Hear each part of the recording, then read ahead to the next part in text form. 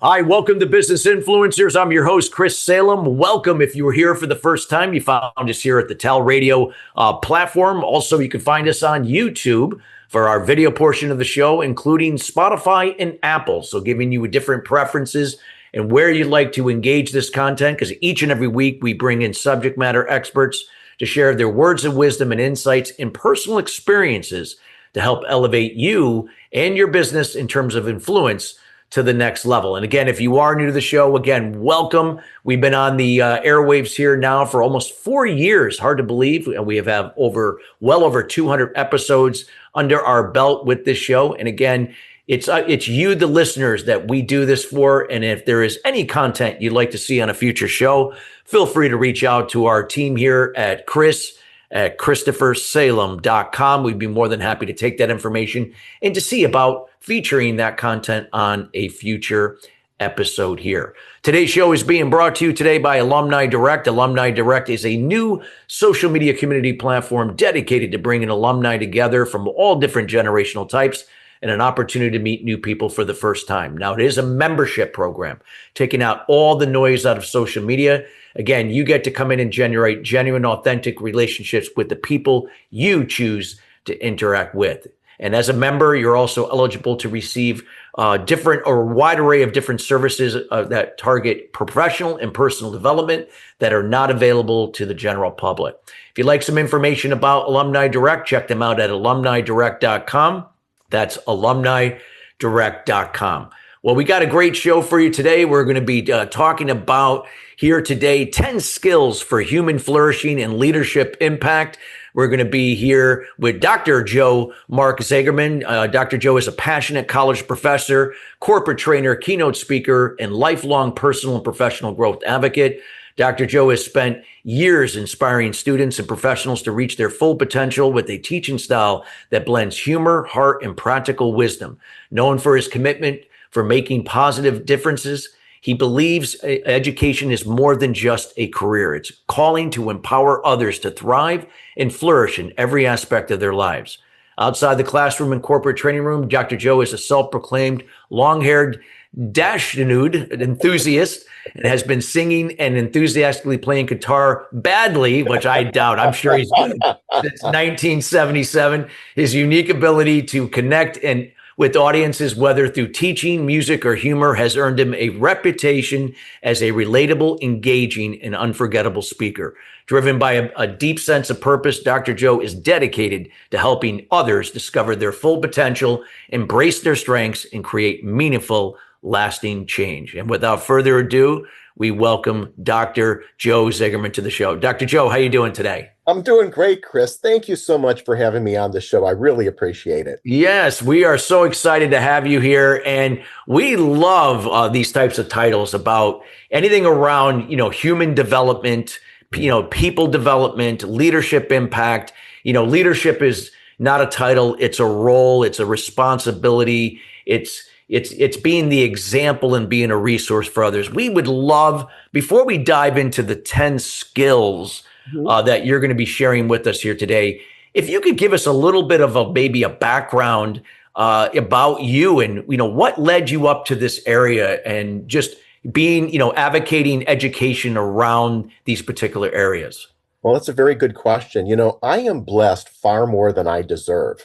My doctorate is in educational leadership with a focus on transformative leadership from the University of New England in Portland, Maine. And then I also have an MBA and a BA also in organizational leadership.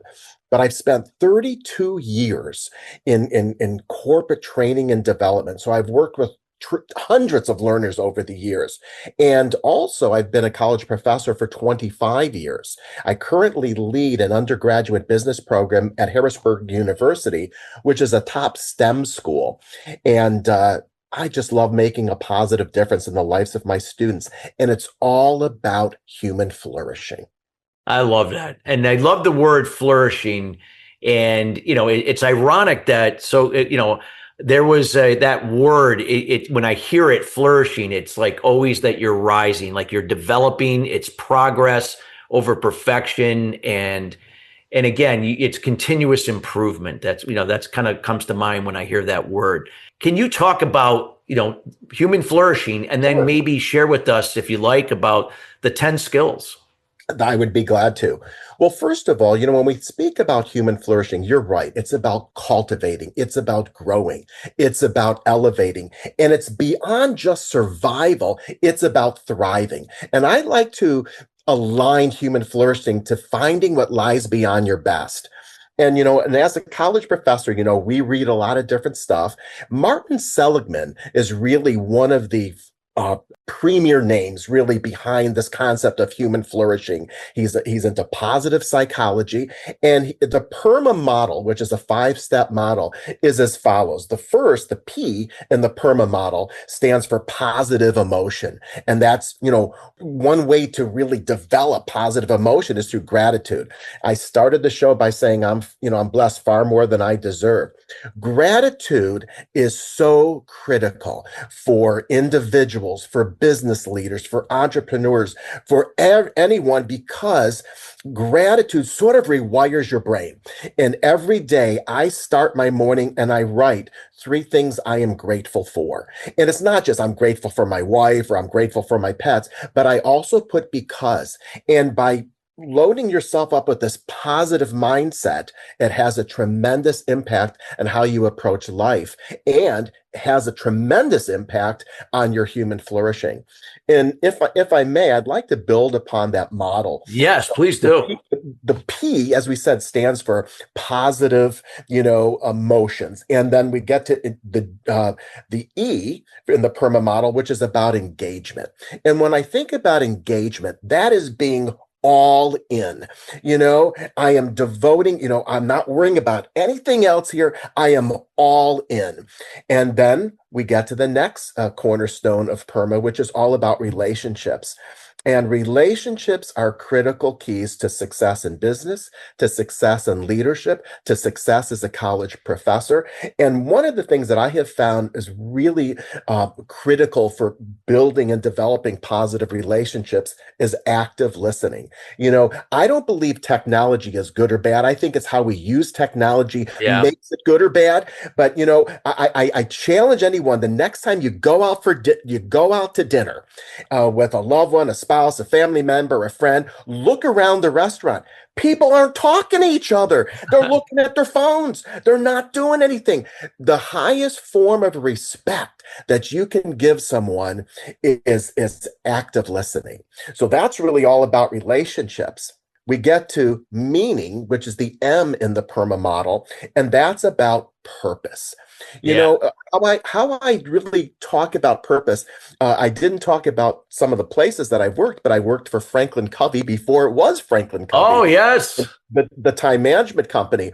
And we had this activity in our time management seminars where we talked about crossing the I-beam. And if I placed an I-beam up on 2 buildings and you're on one end and I'm on the other end, and I offer you $50 to come across the I-beam, you're not going to come. And I said, okay, I'll raise it to $100. And you think, it's crazy. I can feel the wind. I'm not going to come. But then if I take a loved one and I say, okay, if you don't cross this I-beam right now, I will drop the loved one and you will run across the I-beam. You'll probably kick my bottom at the same time. But the point being is that money has value, safety has value, but of a greater value is the love of that child or that spouse or that loved one. So finding that purpose, that's that purpose that gets you up every morning. And then finally, the A in the PERMA model is all about achievement. And what we don't do a lot is we don't celebrate the small wins, and we need to. We are so hard on ourselves as individuals, as business owners, as leaders, whatever. And so the PERMA model is really wonderful stuff. And what's really exciting about the PERMA model, I think later this year, there's a couple authors that are actually building upon the PERMA model, and they're going to add 4 more cornerstones of physical health, a positive mindset, environmental factors, and then also economic security. It is a game changer.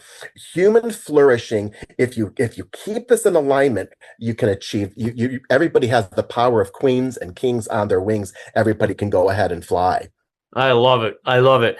And and now in today, we hear a lot of this stuff in the workplace. Like, you hear it, Mhm. but are organizations actually on as a whole, I'm not saying, but as a whole, actually executing? Are they actually doing it? And that's, I guess, the jury's out on that. That's a really good Who's the question. responsible? Is it from the top down, or doesn't matter where you are, it's being that example? Love to hear from you on that. Top down does set the tone. That is absolutely correct. But let's just talk about let's sort of decompose that a little bit. Yeah. When I'm teaching undergraduate business courses, and we're taking a look at the chronological theories, the great man theory and contingency theory, they're all wonderful tools. It's part of your toolkit.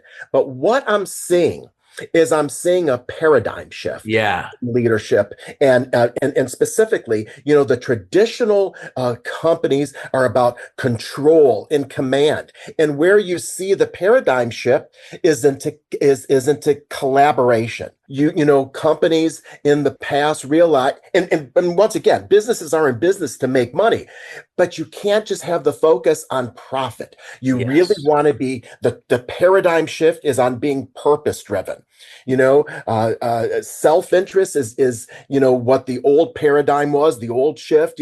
I'm only going to think about me, where it's being of service to others. That's the paradigm shift. Winning at all costs. The old standards here. It's all about love and caring.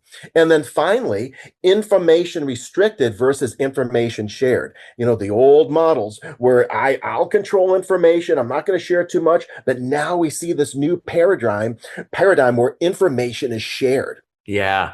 What I love what you said, the old models were back in the day, I'm a Gen X, you got baby boomers. We were kind of used to, sometimes being told what to do, or we had to do it. This is how it's always been done.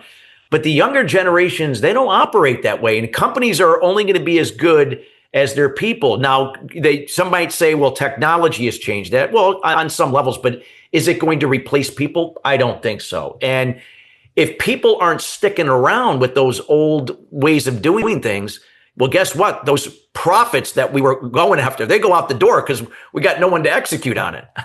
Totally agree with everything.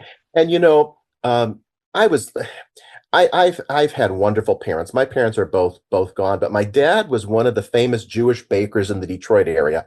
I'm originally from Michigan, and my dad was a wonderful entrepreneur, a wonderful businessman, and he used to say to me a lot of things. I don't know if these were original things, but he used to say, "People don't care how much you know; they want to know how much you care," and Yeah. that has served me well in every aspect in my life as a corporate trainer, as a college professor.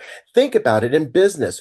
When you're hiring somebody, they don't care how much you know. They want to know how much you want to know how much they care about your customers. That is just so critical.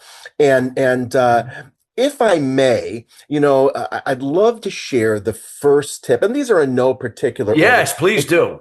Yeah, I did promise your listeners 10 skills. And I'm going to go firstly, and once again, no particular order. Let's talk about trust. Yeah. Chris, I trust you because you're trustworthy. You trust me because I'm trustworthy. But what does that really mean? Let's put that into a formula. And remember from elementary type of you're learning about the numerator and the denominator. Yes. In the numerator, we have credibility, we have reliability, and we have intimacy. And in the denominator, we have self-orientation. So let's talk a little bit about those, if we may. When we talk about credibility, we're talking about you got the goods. You know what you're talking about. You got the credentials. People want to listen to you. When we talk about reliability, we're talking about you do what you say you're going to do. And then finally, intimacy, not intimacy like with a loved one. We're talking about discretion. We're talking about, you can be trusted, with information, if you will. You always want to score very high in those categories because it's critical in order to build trust. But here's the catch. In the denominator is self-orientation. When I focus on myself, my scores and trust goes down. When I focus on others, my scores go up. Now, I would highly encourage, because your listeners, to go to a site called trustedadvisor.com. And on the site, you go to the bottom of the page and you will be able to take a free assessment. I have no financial stake in this. And it will tell you what your highest quality is. Is it credibility, reliability, intimacy? And it will also tell you what area you need further opportunities for development. Trust is critical for Yeah. building, powerful relationships. Well, we've talked a lot about the concept of trusted advisor here on this show, and I second that 100%. And we highly encourage everybody to take Dr. Joe's suggestion and go to that site and do that assessment for yourself. It can, especially it doesn't matter if you're even in sales or not. You don't have to be a salesperson to That's be right. a trusted advisor. I mean, it's a role that we could all play in no matter what we do in our profession. I love it. Dr. Joe, feel free to share any of the other things that I guess the Sure. skills that you talked about. You started with trust. Number two, I'm going to talk about self-talk. Self-talk is that intimate conversation that we have with ourselves. You ever watch cartoons and there's that little Oh, voice, yeah. And the problem is that we mix up our self-talk. And let me give you an example. I came across a study from Canada. It said we have like 6,000 different thoughts per day, but 80%, 70 to 80% of those thoughts are negative. I'm not good at math. I'm not good at science. I'm not a good leader. I'm not good at public speaking. And the problem with that is we really mess up our self-talk. When we find ourselves doing things well, we should say, that's like me. I'm good at math, or I'm a good presenter. When we find ourselves doing things that we feel are not up to standards, let's not fall back into that same trap of I'm clumsy, whatever. Rather say, no, that's not like me. I am a good speaker. I can learn quickly. So you really want to change, that thought process. Let's get rid of that negative self-talk. And sometimes you just don't know it's there. When you feel it coming in, just make sure we're getting it. You can change that negative self-talk into a positive self-talk. Oh, I love that. And what I love what you said is, I know when I used to call it the inner critic versus the inner champion, right? And when I used to operate from my inner critic back in the day, Yes. I was a passive communicator, meaning that I didn't realize at the time. So I would come across, I was aggressive in my behavior. So I was a recovering passive aggressive, but I didn't realize that my passive communication as a result of my inner critic really caused a lot of problems in the communication, because I would just take whatever somebody said verbatim. I wouldn't question it. I just assumed, speculated what they were looking for, and that wasn't the case. And then things would fall to, so just that what you said could impact our communication to other people and cause these issues that we have. And so true when we can communicate better to ourselves, and how that improves the communication more assertively to people rather than passive or aggressive, or both. And isn't that also the role, Yeah. of effective leader, is to help, a leader helps inspire and guide and shepherd you to success. And they can also guide you, in improving that self-talk, by encouraging you, you are smart. You're a vital part of the team. This is a safe environment. This really good stuff, really good stuff. Yeah. Feel free to share a third, and you can go through the list as you may. I would say, once again, no particular order, but I want to come back to gratitude. And I said before, gratitude rewires your brain. I start off every morning in my journal, where I list 3 things that I'm grateful for. And if I may just share a personal story for a moment, Yes. and I'll tell you why gratitude is really, really important. 16 years ago, my wife, I've been married 36 years, but my wife, Gina, was involved in a head-on car crash. And it took her a year to walk again. It was just surreal. And we sweat the small stuff. You have to be thankful for the Yeah. things you have. The problem is we work always from a problem mindset. We Yeah. don't look at the good things in our life, even businesses. We look at the negatives. We don't look at the positives. And it's the difference. I've spent so many years in corporate training and development, and in corporate training and development, you see where's people now? Where do you want them to be? Here's the gap. These are the problems we have. But let's operate from a positive mindset. Let's operate from an appreciative inquiry mindset. What are the things we're doing well? Let's use that as the model for future improvement. And so gratitude, I am grateful my wife is still here with us. I'm grateful, even though it's been 16 years since that accident, you just really don't sweat the small stuff. We have so much, and we are so blessed with what we have. We may not think so, but if you start off every morning with gratitude, it's definitely a game changer. It really is. I do the same thing. I do a gratitude list, and it's how you look at things. Like, you think about any accomplishment you've ever had. Right. Did it happen because everything went right? No, you went through a series of challenges, setbacks, problems, periods where you said, I'm going to throw in the towel, but you stuck it out. And so instead of resisting the challenge, embrace it. Like, That's embrace right. it. And what you and your wife did, you embraced her journey back to health. And, was it easy? No, but perhaps that experience did something for her. Like, she became something more Right.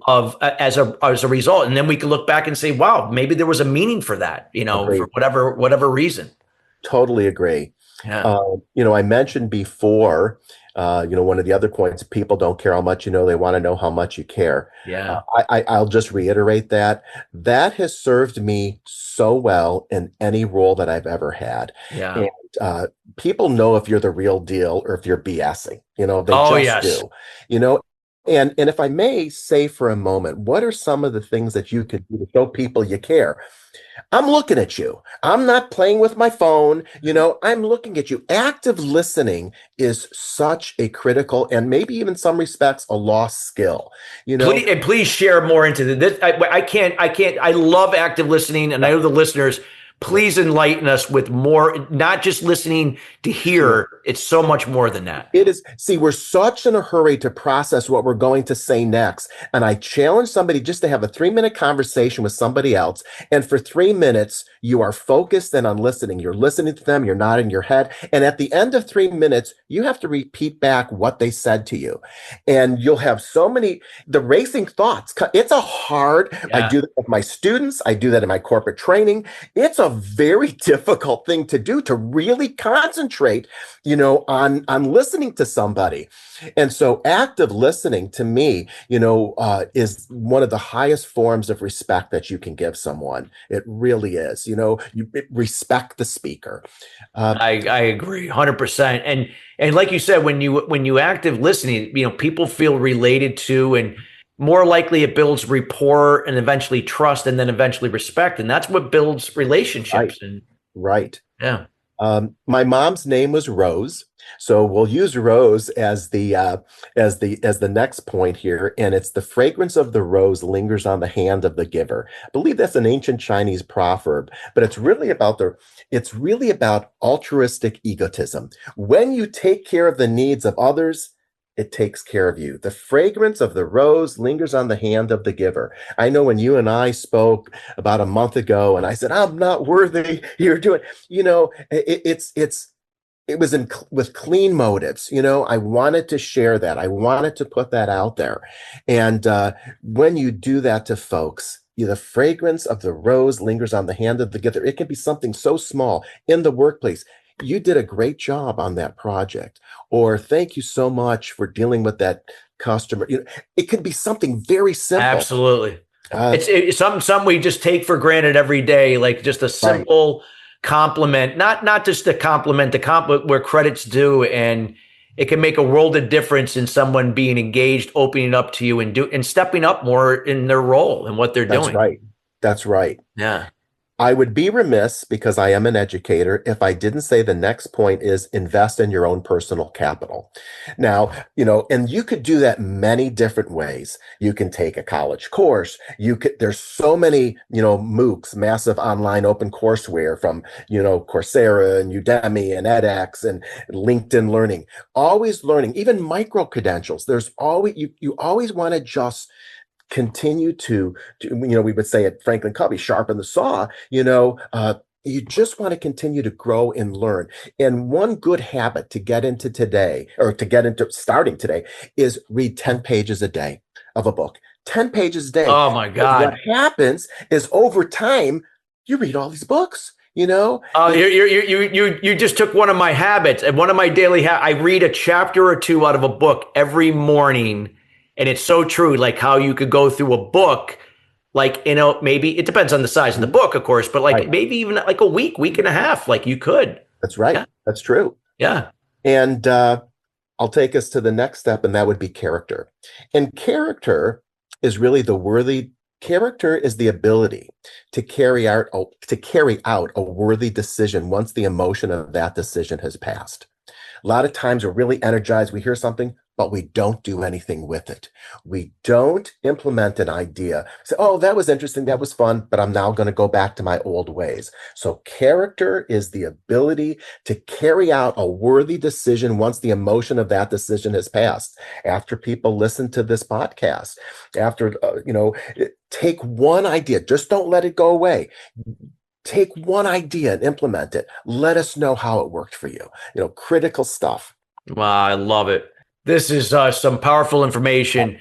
I know we're getting towards the end of the show, and I know, you're going to be on another future show, not only here, but another show that I do as well. Yes. And, we're going to make sure we're going to encourage everyone listening to listen to that show as well, because I know you got a wealth of information to share here. Before we, as we get near the end here, I wanted to make sure, is there anything, like, before you let people know where to find you, what you're up to, anything else you want to sum up what you shared, Dr. Joe? Because it was just powerful information that you planted so many golden nuggets for us. I really appreciate that. My website is under redevelopment, so people can just reach out to me on Gmail, and it's just my name, Joe, Joe, and then my last name, Zagerman, Zagerman @gmail.com. One of the last things I would really just encourage folks to be is to be like water. I like taking walks in nature. And if you ever seen like a stream and water comes and goes here, and it doesn't have a meeting saying, how are we going to get around this rock? It just goes, and it gets to its final definition. It finds its way. And so I would just encourage folks, be like water. I love it. Love it. Love that the way to end the show here. And we want to thank you, Dr. Joe, for taking time out of your, busy day at the school to be with us here today. Just so many golden nuggets that the audience just is going to have some key takeaways. And we look forward to having you on a future show. Thank you so much for having me. I really appreciate it. Thank you. And listeners, we want to thank you each and every week joining us here at Business Influencers. Again, we are committed each and every week in bringing in subject matter experts like Dr. Joe in to share their words of wisdom and insights, and most importantly, personal experiences to help elevate you and your business in terms of influence to the next level. It's through the power of influence that you can build rapport, trust, more respect, and get people to be part of their own solutions with you, no matter what you do in your business in terms of products or service. Again, we want to thank everybody for being here, especially for our first-time listeners, and we'll see you next week, same time. Take care.